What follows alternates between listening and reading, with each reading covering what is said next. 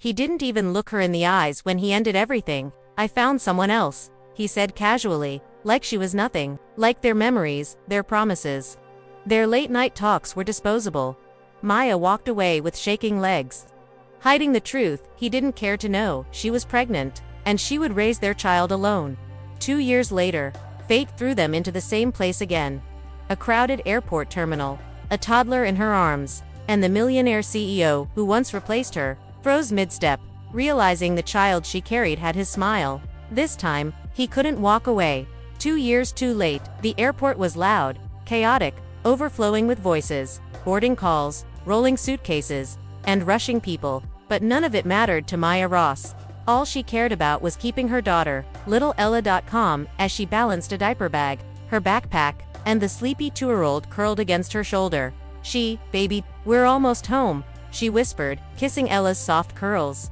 Traveling alone was never easy. Traveling as a single mom felt like climbing a mountain with no brakes. But this was her life now, her choice, her responsibility. Her heart. She adjusted Ella on her hip and stepped into the security line, tapping her foot lightly to distract the toddler. That was when she heard it.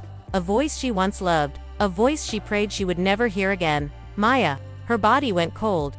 "No, no, no, no." She turned slowly, and her stomach plummeted. Ethan Blackwell, the man who shattered her life with a single sentence. "I found someone else." He stood there in a tailored navy suit, clean-cut, expensive, powerful, the same millionaire CEO the business world worshipped. And he looked like he'd just seen a ghost. "Maya," he repeated, stepping closer. She swallowed hard. "Ethan." His eyes dropped to the child in her arms. Ella blinked at him, wide hazel eyes. The same shade Ethan saw in the mirror every morning. His breath caught, his face drained of color. "Oh my God," he whispered, voice trembling. "Is she?" Maya tightened her hold on Ella. "She's my daughter." He swallowed. "That's not an answer." Maya didn't blink. "You don't deserve one." Ethan felt the blow like a punch to the chest. The line moved, and Maya stepped forward fast enough to make it clear she didn't want him there. But Ethan moved with her. "Maya, please. I didn't know." "You didn't want to know," she snapped. He flinched. People in line pretended not to listen, but their eyes kept flicking toward them. "Maya. The day you left, the day you pushed me out," she corrected. He closed his eyes. "Fine. The day we ended, I made mistakes." She laughed bitterly. "Mistakes? Ethan, you told me you found someone else while I was carrying your child." His jaw tightened. "You should have told me.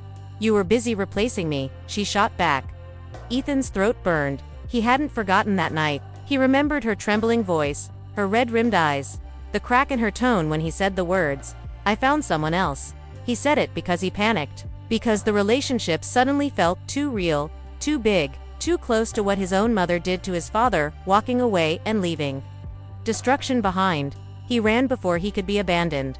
But he never imagined. "I didn't know you were pregnant," he whispered. Maya shook her head. "You didn't want the truth. You wanted an exit." Ella fussed softly, confused by the tension. Maya swayed her gently. Ethan's voice cracked. Can I talk to her?" Maya stiffened. "No, please, no."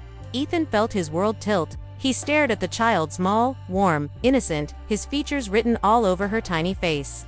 He lost 2 years. Because of fear, because of pride, because of a mistake he could never undo.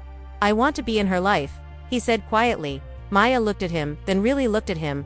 "You don't get to choose that," she whispered. "You lost that chance the day you walked away."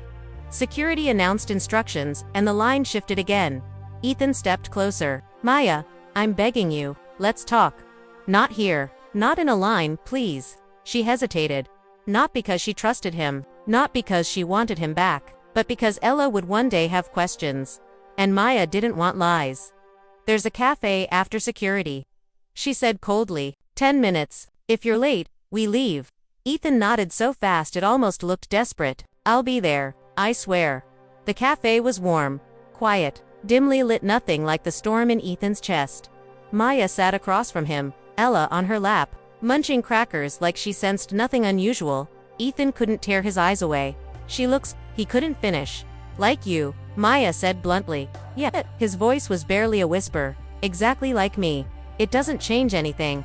He looked up sharply. "It changes everything." "For you," she corrected. "Not for us." Ella threw a cracker on the floor. Ethan instinctively bent to pick it up. Maya froze, so did he. It was the first fatherly thing he'd ever done. He slowly straightened, eyes softening as Ella looked at him. Maya. His voice was quiet, vulnerable, nothing like the CEO people feared. I don't know what I'm allowed to say, or ask, or hope for. Nothing, she said. But I want to try, he continued. For her, and for you, and for the version of me that should have stayed. Maya's eyes glistened. I don't trust you, I know. I don't forgive you. I deserve that. And I don't need your money. I'm not offering money, he said softly. I'm offering presence. Her breath trembled. Ella leaned toward him suddenly, reaching out. Ethan froze, his chest squeezed painfully. Maya didn't move. Ella's tiny fingers touched his tie, tugging lightly. Ethan's voice broke. She doesn't even know me. But she's curious, Maya whispered. Please, he said, voice raw, let me earn a place in her life. Any place. Maya looked at him for a long moment. Then one condition. Anything you show up. Ethan swallowed. I will. No excuses. Never again. No disappearing. I promise. She exhaled shakily. Then, you can start with 30 minutes, she said quietly. Right here, with her. Ethan blinked hard. 30 minutes. His voice shook like it was the greatest gift anyone had ever given him. She nodded. He sat down carefully beside them. Ella tilted her head, smiled, and reached for his hand. Ethan broke completely. 2 years too late, but in this moment, he knew. He'd spend the rest of his life making up for it. If you love emotional second-chance romances, deep regret arcs, and powerful family drama, this story will stay with you long after the last line. He replaced her, only to discover 2 years later that he lost far more than a relationship. He lost time with the daughter he never knew. Now a cold CEO must face the truth he ran from and fight to become the father his child deserves. Will she let him in? Or is he 2 years too late? Watch this heartbreaking journey of love, forgiveness, and fate. Stay till the end. The final moment will melt your heart.